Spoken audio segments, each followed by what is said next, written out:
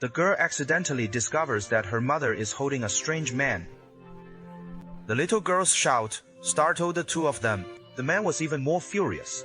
So early the next morning, the man wanted to drive the girl out. He also said, his parents are already divorced. Let the little girl return to her father's side. And so, Chu-Chu was kicked out.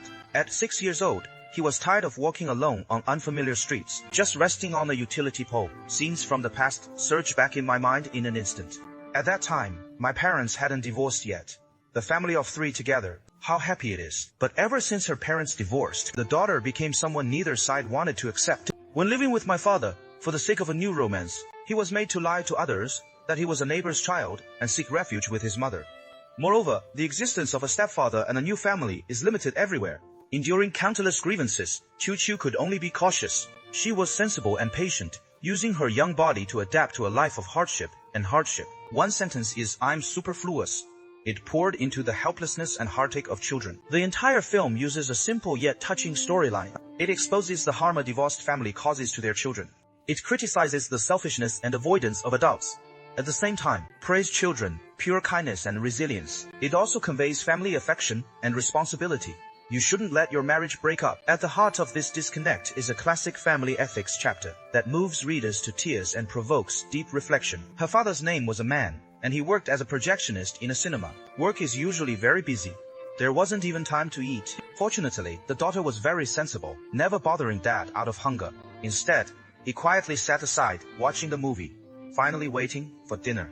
Dad said to buy 2 pieces of bread to support them. But Chu-Chu insisted on eating. I want to eat bread, and vomit sour water. This put Aman in a difficult position, but after hesitating for a moment, in the end, she agreed to her daughter's request, and while the 2 women were eating and drinking freely, the unattended cinema suddenly malfunctioned. The audience shouted for refunds, but fortunately, the waiter notified the manager in time.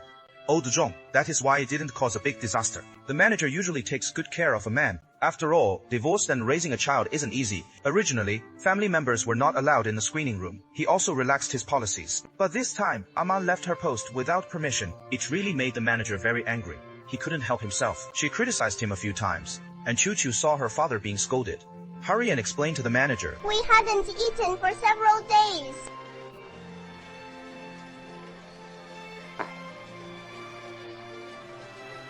Although my husband has never been married, I do oppose divorce. Oh, Zhong, don't let the child in. Uncle Zhong, we really haven't eaten for several days. Older Zhong knew that Aman's way of going on wasn't a solution, so she wanted to introduce him to someone, but Aman was a person. Honestly, he tells everyone he's divorced and has a child. Because in those days, it was hard to remarry after divorce while still raising children. And since she was a girl, Aman always ended up failing at every blind date. This time, Old Zhong gave him another piece of advice and reminders. He advised him not to mention he had a child yet. Aman originally didn't want to deceive him, but after getting along with him, in the end, they chose to keep it hidden. You really don't have children. Meanwhile, Chu-Chu waited anxiously at kindergarten for her father to pick her up. Only after all the children had been picked up did Old Zhong finally arrive late. During the meal, Chu-Chu curiously asked Old Zhong, why didn't Dad come to pick her up today? Old Zhong, he just made up a random excuse to brush it off. Chu-Chu thought her father was still working overtime at the screening room. That day, Aman found Lao Zhong. I hope he can help take care of it tonight. Chu-Chu kicked the elder Zhong to deal with inspections from superiors. There was simply no extra time to care for the child. What do you need? Tonight, Miss Xiaoyang is coming. Last time at my house, you told her, I don't have children. What about Chu-Chi? This is terrible. Seeing Aman at a loss, Old Zhong had no choice but to suggest sending Chu-Chu over at his mother's place. So for the sake of her own happiness, Aman had no choice but to grit her teeth, sending their daughter to her ex-wife's home. Chu-Chu happily knocked on the door and called out to her mother. Chu-Chi's mom! Chu-Chi, how did you get here? Aman didn't know how to explain, because he knew his ex-wife's husband didn't like children. Yulan saw his embarrassment, then he spoke. Her husband, Old Guan, has been away from home on a business trip these past few days. Only then did Aman breathe a sigh of relief. In fact, what mother doesn't want her own child? But when he married Old Guan, they signed an agreement that their daughter couldn't live at home. Arrange it well, Chu-Chu was just about to leave when his daughter called out to him. Dad, don't go and sit for a while. Later, I'll be the one sleeping alone in the little bed. You and Mom share a big bed. Don't talk nonsense. Dad went to show a movie. After a long time apart from her daughter, Yulan was very happy.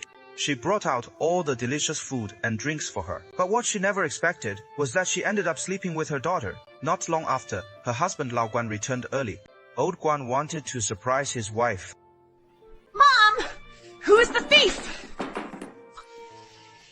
Your husband's mother. Who did she come to find here?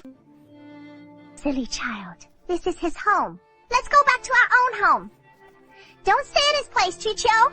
Upon learning that Chu-Chu would still be staying here overnight, Old Guan suddenly felt uneasy. Plus, Chu-Chu repeatedly ruined his good plans. So early the next morning, Old Guan locked his wife in the bathroom and then kicked Chu-Chu out of the house. Just as Chu-Chu was walking home alone, she suddenly heard a woman's voice inside the house. Curious, he slowly climbed onto the window to eavesdrop. At first, I was really worried you would have children.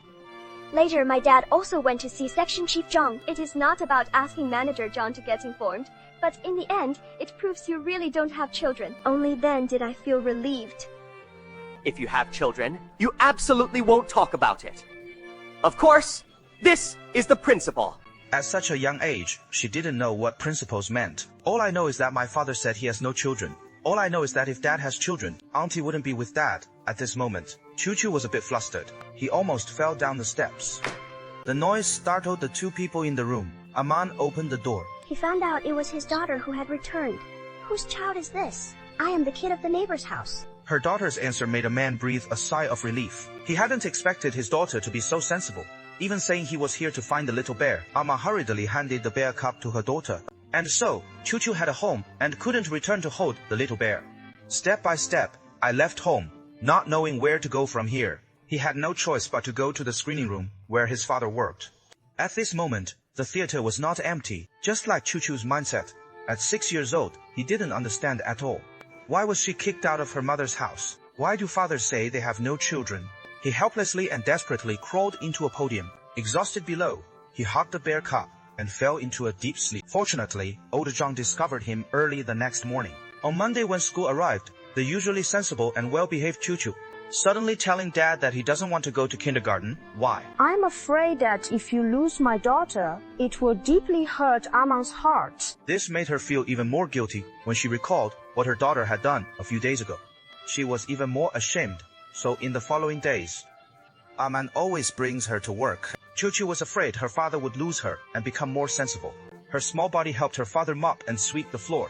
Although this life was tough, Chu-Chu never complained, because being alive now is her greatest happiness. He was afraid that if he didn't listen, his father would abandon him. But reality is harsh. What Aman didn't expect was his girlfriend suddenly showed up at the cinema, and the aunt who came looking for her dad was back again. To prevent him from discovering that Chu-Chu was his daughter, he reminded her, never call yourself Dad. In the small screening room, Xiaoyang immediately spotted Chu-Chu, smiling as he pulled her over to himself. Although Chu-Chu is especially sensible, but faced with this unfamiliar auntie, she finally panicked and called out that word. Uncle. What did he call you? Call him Uncle Ba. Call me 7 or 8 Ba. You guys are all ranked by the same age. So much fun. Fortunately, a colleague stepped in to smooth things over. But then Xiaoyang then asked Chu-Chu, who is his father? This left a man and her colleague stunned. It is me. I heard from my mom that you are a well-known late marriage model in the cultural system. You've never been married. So how could you have a daughter? Although Old Zhang saved the situation once again, this can't go on like this. Walking by the river often, you can't avoid slipping up. Sooner or later, this matter will be exposed. So Aman discussed with Old Zhang to send Chu-Chu back to the countryside first. His grandfather and grandmother's family would take care of it themselves. After the incident with Xiaoyang, bring him back. Soon, Old Zhang sent Chu-Chu back to her hometown. Upon learning that Lao Shang was Aman's leader, the elderly couple hurriedly called out their other sons. Seeing the two elders have so many grandchildren, Lao Zhong was instantly shocked, his jaw dropping. These are all your grandsons. Yes! Everyone, come eat some pancakes to line up for good men. And bring money to be at the back. I'll start by handing out money from a young age. Settle well. After autumn, Old Zhang was about to go home, but unexpectedly, Chu-Chu caught up at that moment. He looked at Uncle Zhang with tears in his eyes. I can't bear to see you go. I came out of hiding. You were very...